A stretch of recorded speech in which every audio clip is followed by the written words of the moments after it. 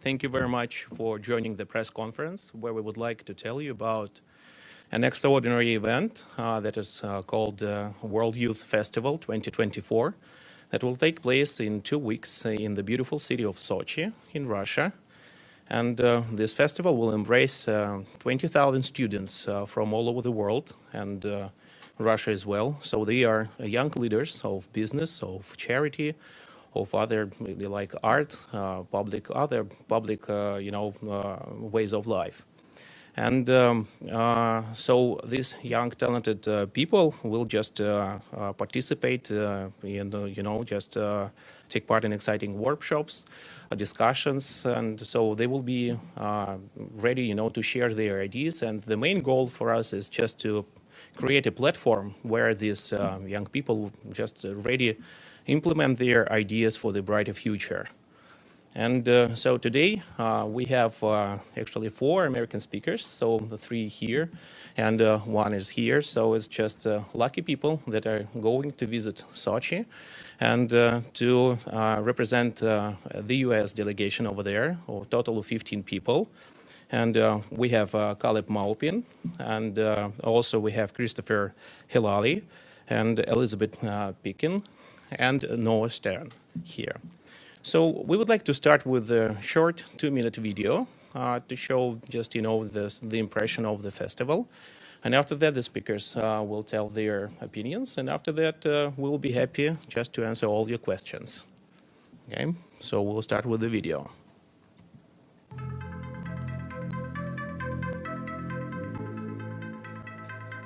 Namaste. Добрый день, дорогие друзья. Hola, me voy a Rusia. Hi, ik ga naar Rusland. Hola, me voy a Rusia.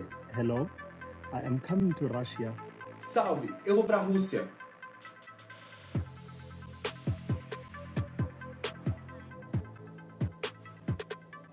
Dunia ini harus menjadi tempat yang aman, tempat yang bisa ditinggali oleh seluruh umat manusia tanpa memperhatikan perbedaan suku, etnis, agama. One, the youth is the next generation, and we need to empower them in order to take up social challenges and to be able to solve issues. Este es un encuentro único donde jóvenes de todo el mundo vamos a poder encontrarnos para debatir diferentes ideas y soluciones a los desafíos presentes y futuros. Om meer te leren over hun culturen, maar ook de initiatieven die zij nemen om hun gemeenschap beter te maken. В 2017 году в городе Сочи проводился Всемирный фестиваль студентов и молодежи. Я бы хотела предложить провести такой фестиваль еще раз. Идея очень правильная, потому что такие события, они объединяют людей, признанно объединяют людей. I will be going to Russia. I will be participating in the upcoming events. We love people of Russia. Today, as the world faces global challenges, it is very crucial for us to come together and consolidate our efforts to make this world a better place. We are stronger when we are together. Me voy a Rusia porque es importante compartir lo que hacemos en nuestros países y nuestras comunidades con el mundo. This particular festival is the best place for us to promote peace and cooperation, and let us all young people throughout the world take this opportunity. It is important for a young South African like me to come and participate in this upcoming event so that I get to learn of this amazing economy, which is a major global player. Putujemo u Rusiju jer je Rusija prava zemlja izuzetnih mogućnosti i puno aktivnosti za mlade. Ona je domovina novih kultura, naroda e religija. Eu também vou para a Rússia porque eu quero participar da construção do novo mundo multipolar, da nova ordem mundial e do novo futuro compartilhado que nos espera.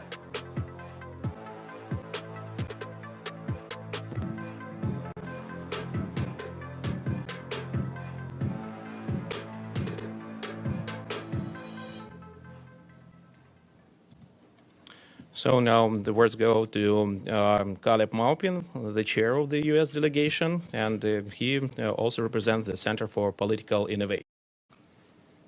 Welcome, everybody. My name's Caleb Maupin. I'm the founder of the Center for Political Innovation. And in October, I was deeply honored when the youth office of the Russian Foreign Ministry reached out to me about forming a national preparatory committee for the upcoming World Youth Festival set for March in Russia. As someone who attended the World Festival of Youth and Students in 2013 in Quito, Ecuador, someone who attended the festival that was held in Sochi in 2017, as an advocate of socialism, peace, and international cooperation, as an American patriot, as a Christian, and someone who strives to live according to the teachings of Jesus Christ, I considered this to be a great opportunity. However, it is the circumstances of our upcoming trip that bring us here today. As we meet here today, Jesse Nevel, Penny Hess, and Omali Yeshitela have been indicted by the U.S. Department of Justice. They are facing a possible 15 years in prison. Their trial date was just set for September. The Biden administration has charged them for doing what we are about to do, for going to an international conference in Russia. The Biden administration has declared that they're putting on some Zoom calls, writing some articles about Ukraine, that has been conspiracy to act as a foreign agent. And this case is absolutely outrageous. It's an attack on freedom of assembly, freedom to travel, freedom of speech, and freedom of association. And it's designed to intimidate Americans from doing what we plan to do, visit Russia and question U.S. foreign policy. In light of this horrific indictment, it is very important that we go to Russia to show that we will not be intimidated and to take responsibility for the future amid the utter failure of the Biden administration. Biden said he would end the war in Yemen, and as we all know, now that war is expanding and U.S. bombs are being dropped on Yemen. Biden has poured billions of dollars of American taxpayer money into Ukraine to prolong this war, at the same time that our bridges and highways are crumbling and our living standards are dropping and American working families are being squeezed by inflation. Under these circumstances, with Biden trying to intimidate Americans and weaponizing the Department of Justice against dissidents, and with international tensions rising, we have a duty to go to Russia and show the world another America. Because there are two Americas. Beyond Wall Street and Hollywood, in the vast territories of the American heartland, you will find a lot of hardworking people who love their children, love their communities, and want a better life. You will find an America that values peace, not war. It is this America that produced Dr. Martin Luther King Jr., the Black Panthers, the great abolitionist John Brown, and it's this America that produced the labor movement that pushed forward Roosevelt, the great anti-fascist coalition that propelled the United States to align with the Soviet Union to defeat the menace of fascism in a great moment in history, also to align with China. It is this America, the America that's been hidden from mainstream TV, the America that has been canceled by the social media monopolies. It's this America of the working class, of small business owners, and people of many different races and ethnic backgrounds who reject war and the emerging low-wage police state. It is this America and its democratic traditions that I will be proudly representing in Sochi. There's a new economy arising in the world today centered around the BRICS, the Eurasian Economic Union, the Belt and Road Initiative of China, and the real America would benefit from joining with this new economy, trading with countries on the basis of win-win cooperation, and ending the wars, the threats, and the sanctions. The Center for Political Innovation sees Russia as an ally of the real America, and we call for the charges against the Uhuru 3 to be immediately dropped, and we look forward to making lots of new friends at the upcoming World Youth Festival, not just youth from Russia, but youth from the 188 different countries that will be represented at this vitally important international gathering. Thank you. Thank you. So now we would like to hear Christopher Helali, Party of Communists, USA.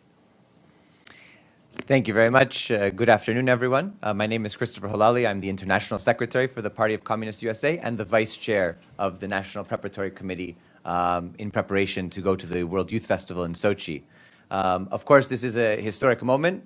Our party, throughout its history, and of course, going back to the old Communist Party USA, have had many of our leaders study and travel to the Soviet Union, what was the Soviet Union, and now continue the tradition of international fraternity and building bonds with young people, with academics, with journalists, with people all over the world. And we believe, especially at this point in history, it is critical for young people around the world, regardless of their country's national policies, to be united in building a better world for the future. And we recognize, given the existential challenges that are facing our planet, the different countries in the world, and young people throughout the world, that it is vital for our participation and to build these ties. We look forward to our participation. We look forward to meeting with young people from all of the different countries. And of course, we want to show ultimately that as American citizens, we have every right to go and to travel to Russia, even at this difficult time between their bilateral relations. And we feel it is necessary in the spirit of peace and cooperation to be there and to show our solidarity with the people of Russia and with the young people around the world. Thank you very much. Thank you. So now we would like to hear Elizabeth Pekin from the American Student Union. Good afternoon, everyone. My name is Elizabeth Pekin. I am the National Secretary. Oh, sorry.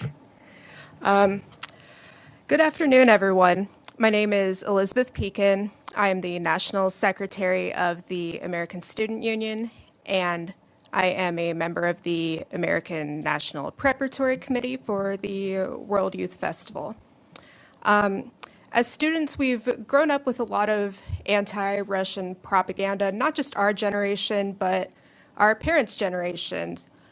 For those of us that were born in Generation Z, our parents, Gen X, baby boomers, they were constantly told that the Soviets were going to bomb them at any moment, but that didn't happen. And today, actually a couple of years ago, back in February 2022, I went to an event at a local high school, and kids were given these QR codes to scan to donate to Ukraine and sort of guilted into it by the teachers. And as Americans, we have freedom of speech to express our views. We have freedom to travel, which I will be traveling to Russia to promote international friendship and cooperation, not just with Russia, but with all of the other people that are attending this festival. Thank you. Thank you very much. And so we have one more speaker here. So it's Noah Shank. He will speak from there. And he's also for the Center for Political Union here. So, hey, everybody. My name is Noah Shank. And one of the reasons that I am so excited to be able to join the World Youth Festival is that we will be able to meet with youth from the Democratic People's Republic of Korea. Right now, it is illegal to travel to the DPRK under U.S. law, and that's really unfortunate in light of the escalations on the Korean Peninsula. We have to remember that the DPRK is a nuclear-armed country, and these escalations, they could be very dangerous. That's why I think it's so important that, in combination with the fact that I, as a Korean American, feel a deep kinship with the Korean people, and I want to see them joined, that's why it's so important for us to meet with them. We've published a book to give to them, and we want to really show them that there are Americans in the United States who do not hate the North Koreans. Not only do we not hate them, but we respect them. We admire their revolutionary tradition. We admire how they showed support for the Palestinian people in their struggle for liberation. We admire how they welcomed the Black Panther Party into their country and showed support for Black liberation and for the liberation struggles around the world. It's just going to be a real honor to be able to meet with them. thank you very much. So we are ready to talk more, and so we are ready to answer all your questions, and I encourage you, of course, to ask our speakers, who are, just as I mentioned, lucky people to go soon to Sochi.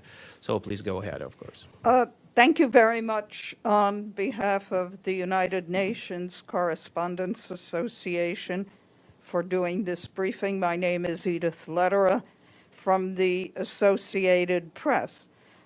First, I'd like to know whether the U.S. government has approached any of you about your trip and said, no, you shouldn't be going. And could you tell us how many Americans you expect to be going to this conference, and whether you're expecting a lot of Western European to also be going. Thank you. Well, to answer your question, we have prepared the members of our respective organizations for U.S. government harassment. At this time, we are mainly looking at what's been done to the Uhuru movement and the indictment that has taken place against them. But we have gone over with our members what to do if the FBI comes to your house, what your constitutional rights are under such circumstances, and we expect such harassment. Now, there will be 15 members of the American delegation to the festival. I can't speak for the other delegations, but I know there are delegations from a number of Western European countries. We are the three organizations that form the National Preparatory Committee. That's the Center for Political Innovation, the Party of Communists USA, and the American Student Union. There are also other individuals that are attending the festival, due to a relationship with the Russian embassy, et cetera. But it will be 15 Americans total at the festival. Our understanding is there will also be some American guest speakers who are not youth, but are of a more adult age, who will be giving presentations. Just a quick follow-up. Do you see what you're planning to do as any different from what the three people you spoke about have been arrested for? Well, if you read the U.S. Department of Justice's indictment, what it lists is it says that because they attended a conference called the Anti-Globalization Conference that happened in Russia in 2014, and because they then convened some web conferences and Zoom calls, it alleges that this is spreading Russian propaganda and that they were acting as unregistered agents of a foreign government. And this indictment is a huge attack on freedom of speech, a huge attack on freedom of assembly. If the letter of the law, as they are trying to enforce it, stands in court, all kinds of international delegations, all kinds of political activism and dissident speech would be rendered illegal. And in light of the indictment, we're already hearing wider calls. There's been calls to indict people for pro-Palestine demonstrations. There's been calls to indict people for alleged links to China. And they are anxious to start prosecuting individuals who put forward views like the views that we put forward. We oppose war. We want a better relationship with Russia and China and Venezuela and all the countries that are currently being sanctioned and attacked by the American government.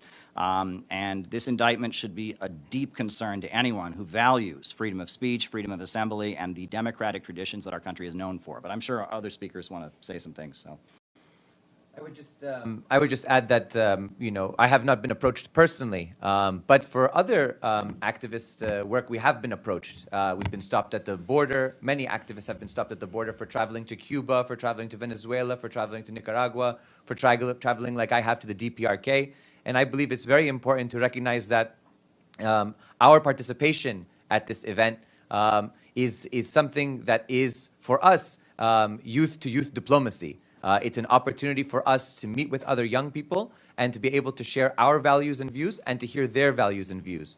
And so I don't think that there's anything in doing that that is criminal or should require us to be prosecuted for that. And I believe that some of these attacks that have happened by the U.S. government on different activists are politically motivated. And so we want to say that we won't be intimidated, as Caleb rightly pointed out, and that we want to be able to travel.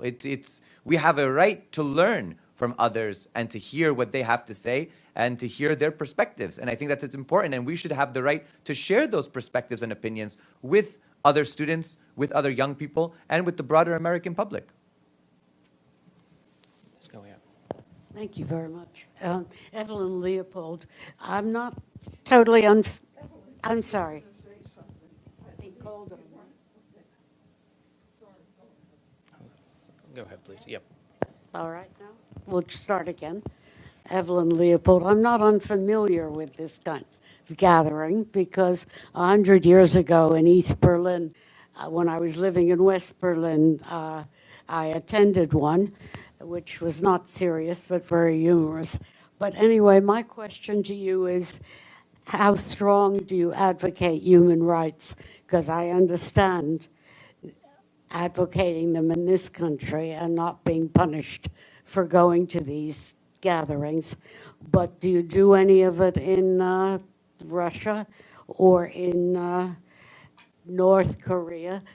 I don't see how you, in that context, justify the invasion of Ukraine. I realize it's been going on in small steps for a number of years, but as someone who, I'm not a world expert, but I follow fascism quite carefully, including that in Russia, and I suppose you do too, given your history and where you come from. So I'm just curious if you could dwell on any of that. Good meeting you. I'm very excited about the fact that one thing we'll be able to do when we attend the festival is see Russia for ourselves and ask our Russian hosts about these issues that we so widely hear reported in American media. And I've been to Russia a number of times, and I can tell you the way things are reflected are not accurate. And we'll be able to see for ourselves about the human rights situation in Russia without the bias and distortions of mainstream American media. And we'll be able to ask our guides about this. We'll be able to talk to everyday Russians while we're there, and I'm looking forward to it. So I think this is a great opportunity for us to learn the truth beyond the deceptions of Western media. What do you think, Chris? I would add that human rights language and human rights discourse has been used as part of asymmetric warfare, and that's recognized within the legal community. I'm a law student currently, and so we recognize that human rights has been used as an instrument of to further different policies, especially in the West. That's not to say that there aren't issues in every country. We recognize that, of course. But we also recognize that they're also part of the internal affairs of certain countries, and that it's not our job as young people to go there and to tell the governments what they should or shouldn't do based on circumstances that we might not understand fully or that might not be fully apparent to us. And of course, we also recognize that our media, our press, our educational institutions and academic institutions conceal parts of history to further a certain narrative. We are very well aware of this, and there is not a uniform understanding within academic discourse or overall within human rights discourse as to many of these things. So understanding that, we will go, like Caleb said, with an open mind. We will be able to interact with people, and we will see for ourselves. Exactly. The human rights in Russia, that's for the Russian people to determine. Personally, I've never been to Russia. This is my first time going. And I can't just come as an outsider and then tell people, this is what I've decided I think human rights are and how I think you must implement it. Rather, I'm going with an open mind and seeing for myself, what is it really like in Russia? How are human rights there? What do the people think? My name is Volodymyr Ichenko, National News Agency of Ukraine, Ukrinform. So, ma'am and gentlemen, do you feel comfortable communicating with representatives of a country that has attacked a neighboring state and bombs peaceful cities, including my native Kyiv, on a daily basis? Today, the Russian forces has fired 26 missiles at Ukraine. Is this somehow consistent with your youth policy of your organization? And Christopher, could you remind me of the beginning of the manifesto of Communist Party? It's up to you guys if you... Well, I want to say that I was able to attend the World Youth Festival in 2017 in Sochi, and one of the most meaningful meetings I had was with a delegation of young people from the Donetsk People's Republic.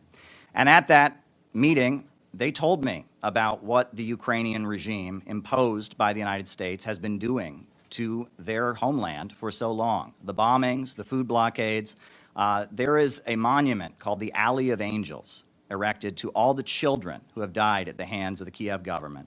And as an American, and I must say as a Christian, with my government pouring huge amounts of weaponry into that Kiev regime so that it could continue from the time of Euromaidan in 2014 right up to today to bomb and murder people in the eastern regions, I feel a moral obligation to take a stand against that. And that what the U.S. government is doing in prolonging this war, trying to keep it going as long as it can, just to hurt Russia for geopolitical reasons, it is morally reprehensible. And that meeting that I had with the young people from the Donetsk People's Republic was very meaningful.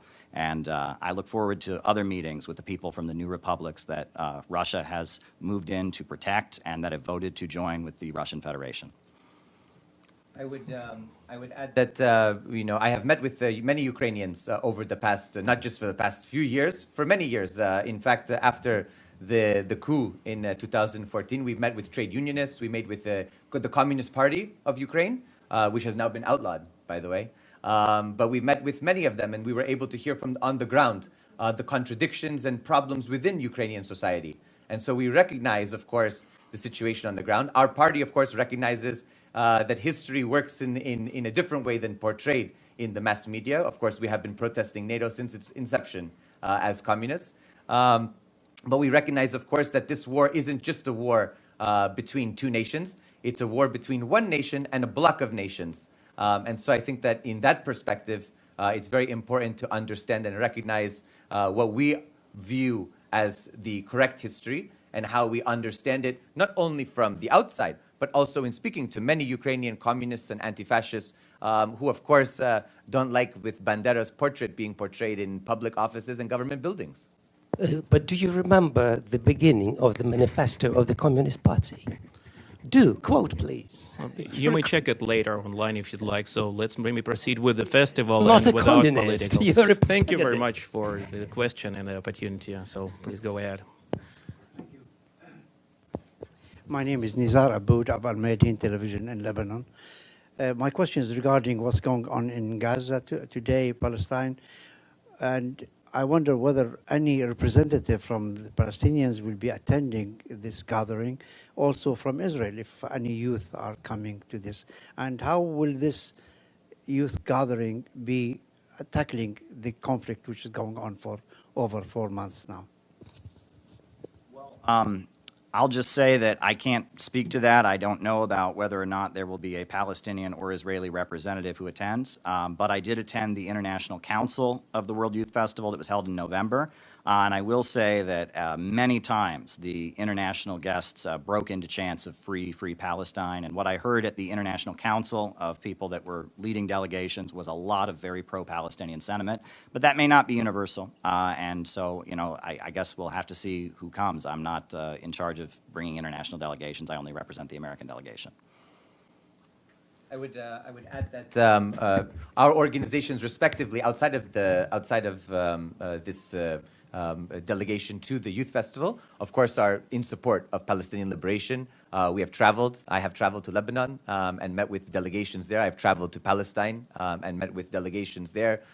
We are hopefully will be returning in the fall to Lebanon to meet with our comrades there. And of course, we recognize that the Palestinian question and the ongoing genocide today that we see is a result of not only Zionist policy, but also the United States. So we recognize and implicate this country. And many of us are involved in our student life, in our campuses, amongst young people in demonstrations and protesting. And we recognize the great injustice that has been done to the Palestinian people.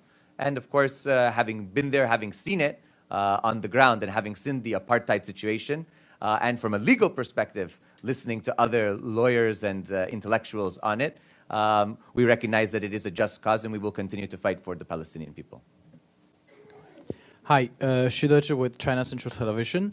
Well, communication is always a good thing, but for a very obvious, thing here, your opinions are not really mainstream American opinions. So you are going to have the conversation with people in those countries, and what's your plan to make those messages heard by Americans? And do you think you can make a difference? I have to respectfully disagree with you and say that I think we do have opinions that are in the mainstream because the overwhelming majority of Americans do not want a new war. The overwhelming majority of Americans think we've already dumped too many weapons and too many billions of our tax dollars into Ukraine. Maybe they're not ideologically where we're at, but in terms of being angry about the condition of our country, while our government is so focused on escalating international tensions around the world, I think we're pretty solidly in the mainstream. I would add that our opinions are suppressed on purpose. It's not like we are given open access and we're able to go and speak our minds whenever we want.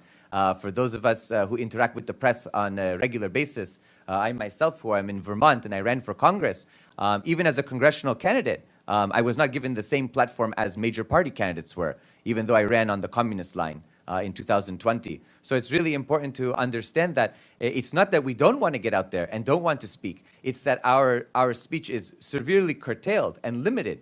And even we have been blocked from speaking in certain venues. We've been canceled as a result. But we will do whatever we can do, using whatever media that we can, to continue to promote different perspectives and ideas. I think that that's the rich tradition of this country.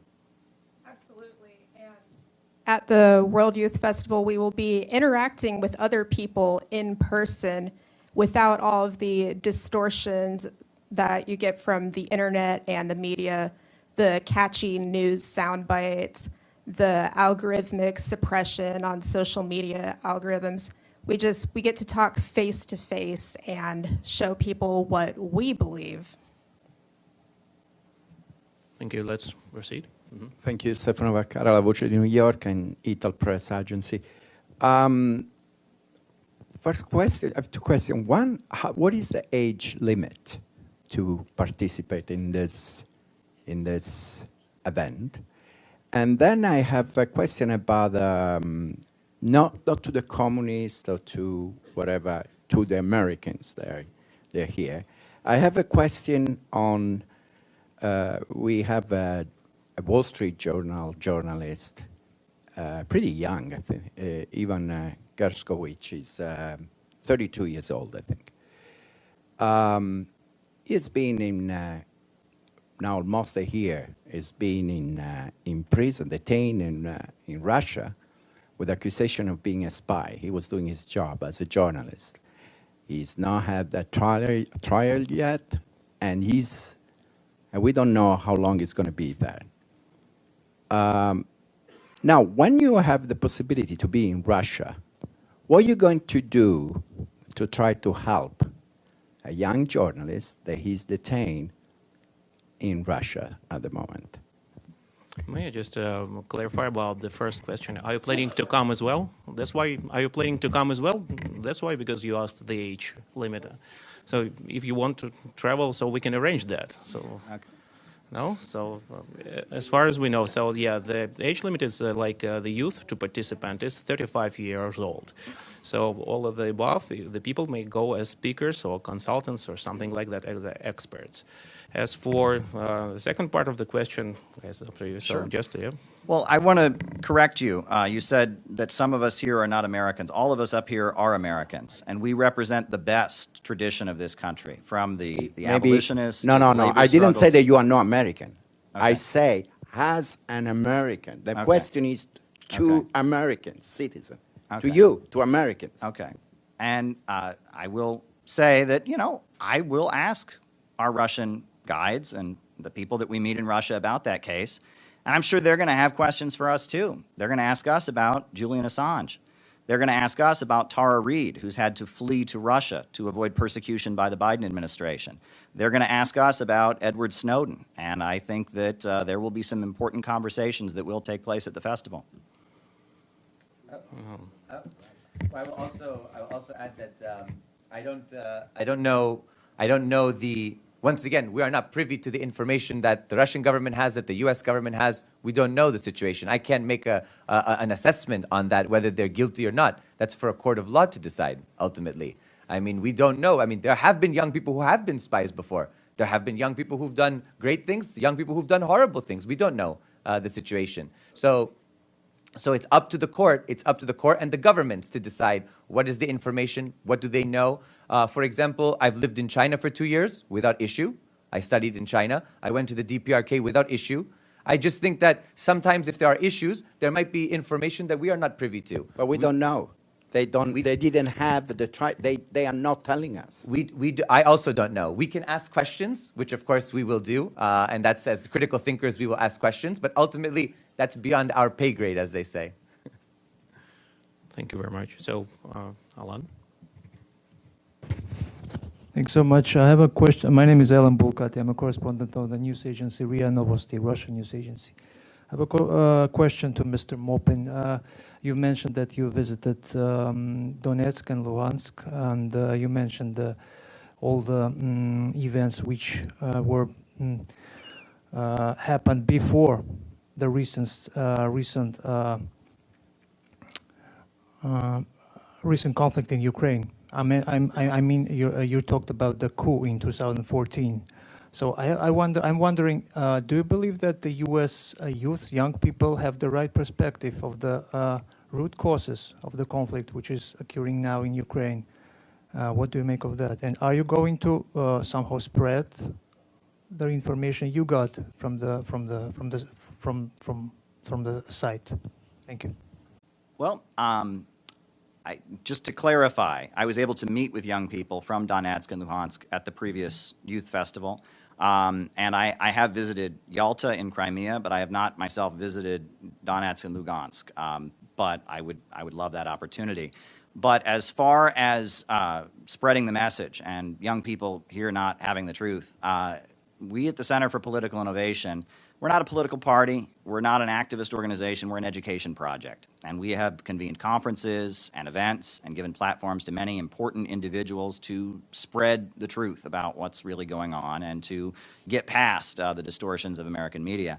And we intend to continue doing that because there is so much that people don't know. And if you look at how important that interview that Tucker Carlson was able to do with the Russian president was, it was a tremendous breakthrough because that will be the only time that American young people will ever hear anything other than the standard American media line about the war in Ukraine. And if you look at the response to that Tucker Carlson interview and how basically the liberal establishment, I mean, is pretty blatantly calling for Tucker Carlson to be imprisoned for doing that interview, that shows how afraid they are of the message.